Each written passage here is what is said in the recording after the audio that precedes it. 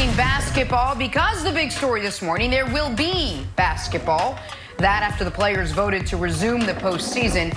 Clippers head coach Doc Rivers talked about how excited his players are to get back on the court, saying, quote, they're really looking forward to it. Yesterday was a very difficult day, though. Like, their emotions were all over the place. They thought it was over. It was just a really tough day for all of them. The irony, considering the Clippers were one of two teams who voted to boycott the remainder of the season. But Brandon, I'll start with you. What was your reaction to what Doc Rivers had to say? You know, I just thought about the locker room and in my journey through the NFL. And one of the things that I had to learn, and it took me probably 5 to 6 years to get this, was every guy is different. You know, every guy approaches success differently, failure differently, and even this situation, we've never dealt with this before. Not us as media members, athletes have never done with this. So we don't know how these guys are going to respond. But I do know how we're all trained. And I think it's a microcosm of society. Like, we're all trained to stay in this space of peak performance. So guys going from not playing to playing, they're actually trained for this moment to be able to eliminate distractions and move forward.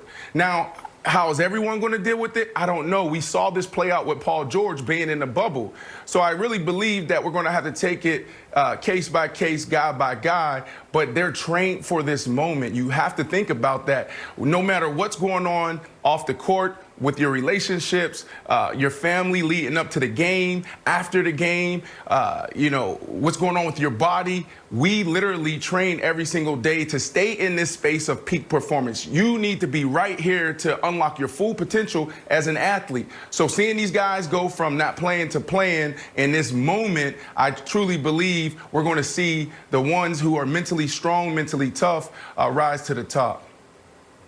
Well, Brandon, I want to kick something back to you because when I saw Doc's comments, I thought about Paul George and his comments on what he's been struggling with. But before I ask you the question, I just kind of want to debunk something you hear not only from some fans but some commentators, which is, man, you're rich and you're famous. Quit whining. You're at a resort. Quit. That shows such a fundamental misunderstanding of not only how mental health works, but how the human condition works. You normalize your circumstances. So, like, there are folks who the only thing they want in the world is air conditioning in their home. They feel like, man, if I could just have AC, everything would be so much better. And they get it. And 6 months later, guess what? There is something else they need because they've normalized the fact that this is what they have. And so I say that to say this. I'm not saying money doesn't solve an immense amount of issues, but these NBA guys went into the bubble rich and famous. So being rich and famous doesn't affect their mental condition while they're there because that's been normalized. And nothing that's happened in 2020 is normal for any of us. So these guys, they're dealing with all the issues all of us are dealing with in 2020, and they're removed from their family, and they're seeing broadcasts on television and on their phones, brutality against people that look a hell of a lot like them, and they're seeing the running commentary of folks confirming we actually don't care about you as people. And all of that. And Nick, yeah, please. And that's why we're seeing these guys make this decision, because we're normalizing putting these guys on a pedestal and saying that you're not human, that you are superhuman. And we can celebrate you when you play, but we can't celebrate you when someone gets gunned down in your community. Like, that's the problem. And that's where I believe a lot of these guys in all sports and women in all sports feel almost guilty for playing right now, because we can celebrate them on the court. We can celebrate Odell Beckham Jr. when he catch a touchdown, but can we celebrate and march with him and pick them up when someone's being brutally beaten in the street or their knee is on their neck? And I think that's the issue that a lot of these guys are facing right now, and that's why the Clippers and the Lakers walked out the way they did. Brandon, in your athletic history, was a coach ever an influence on your mindset if you could have gone either way? Because I think we're in uncharted territory here, obviously. It's very emotional, and it's been a stressful time for everyone in the bubble. And when you try to look at some historical precedent, there's examples on both sides, right? So like after Kobe's tragic passing, Damian Lillard came out and scored 48 points, but Melo couldn't play. And we've seen like Brett Favre's father die and had an amazing game. We saw Russ go 20-20-20 after Nipsey was murdered. So I think that Doc Rivers, in the leadership position that he has had, not only in the bubble, but you know, dating back to how he handled Donald Sterling and galvanizing the Clippers team. So I guess the question I have to you is, what role does Doc Rivers play in supporting his players? It's everything. And this is what we're going, this is the moment we're going to see leadership rise to the top.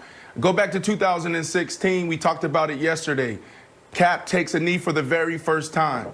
I walk into the facility, I'm angry, I'm pissed off, I'm confused, I don't know what to say. I pull out my phone, I'm listening to all these reports and reading all these reports.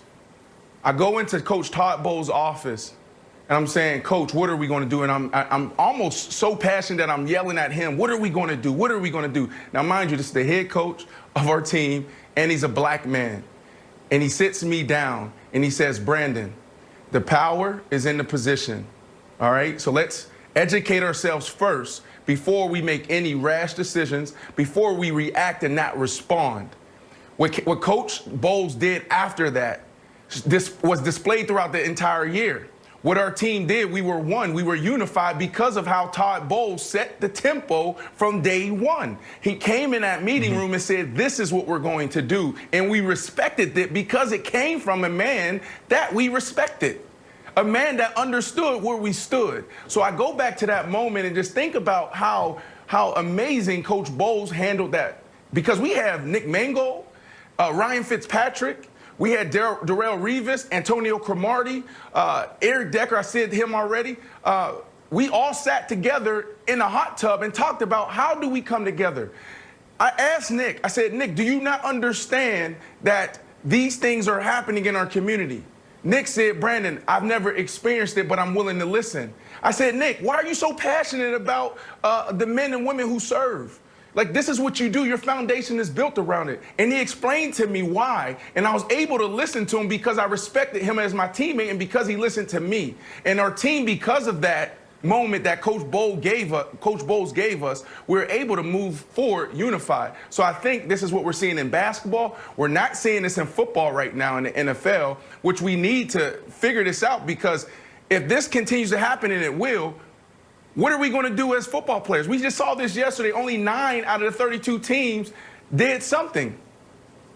When are we going to unify? When are we going to come together? The NBA is setting an example and the standard for us right now.